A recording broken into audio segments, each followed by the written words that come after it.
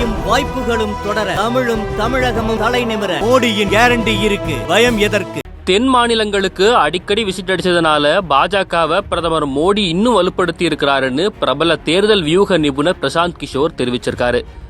மக்களவை தேர்தலில் பாஜகவின் வெற்றி வாய்ப்பு எப்படி இருக்கும், காங்கிரசின் நிலை என்னவாக இருக்கும், இதையெல்லாம் பத்தி அவர் கணிச்சு தெரிவிச்ச கருத்து தேர்தல் களத்துல கவனம் பெற்றிருக்கு. மக்களவை தேர்தல் களம் சூடுபிடித்திருக்கும் நிலையில முதற்கட்ட தேர்தல் தீவிர கட்டத்தை எட்டியிருக்கு. இதனால தமிழ்நாடு உட்பட மொத்தம் 21 மாநிலங்கள்ல அரசியல் கட்சிகள் தீவிர வாக்கு சேகரிப்புல ஈடுபட்டு வராங்க.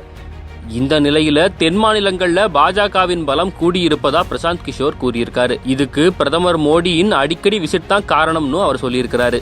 தமிழ்நாடு, ஆந்திரா, கேரளம், பீகார் போன்ற மாநிலங்கள்ல மட்டும் இருக்கிற 204 தொகுதிகள்ல போன முறை 50 இடங்களை கூட எட்ட முடியாத பாஜக இந்த முறை அதிக இடங்கள்ல வெற்றி பெறும்னு பிரசாந்த் கிஷோர் கணிச்சிருக்காரு. அதே சமயம் வட மாநிலங்கள்ல தங்களுக்கு மிகவும் சாதகமான பகுதிகள்னு இந்தியா கூட்டணி நினைச்சுக்கிட்டு இருக்கிற 100 இடங்களுக்கு மேல அவங்க கையை விட்டு போயிடும்னு சொல்லியிருக்கிறாரு. இதன் மூலமா பாஜக இந்த தேர்தலில் 300 இடங்களுக்கு மேல ஜெயிக்க வாய்ப்பு இருக்கும்னு சொல்லியிருக்கிற பிரசாந்த் கிஷோர் அவங்களுடைய இலக்கான 370 தொடுவதற்கான வாய்ப்பு குறைவா இருக்குன்னு சொல்லியிருக்கிறாரு. காங்கிரஸை பத்தி பேசும்போது கடந்த 10 வருஷமா நல்ல தலைவரா ராகுல் காந்தி கட்சியை எந்த நிலைக்கும் முன்னேற்றல அப்படின்னு சொல்லியிருக்கிறார் பிரசாந்த் கிஷோர். குறிப்பா பண மதிப்பிழப்பு, கொரோனா சூழல் போன்ற காலங்கள்ல பாஜகவுக்கு நெருக்கடி தந்து அந்த வாய்ப்பை சரியா பயன்படுத்திக்கலன்னு சொல்லியிருக்கிறாரு. கட்சியின் தலைமை பொறுப்புல இருந்து ராகுல் காந்தி கொஞ்ச நாள் விலகி இருக்கணும்னு அட்வைஸ் பண்ணிருக்கிற பிரசாந்த் கிஷோர் காங்கிரஸால கூட்டணி ஆதரவு இல்லாம தன்னிச்சையா ஒரு சீட் பத்தி கூட முடிவெடுக்க முடியாத அளவுக்கு பலவீனமா இருப்பதா சொல்லியிருக்கிறாரு.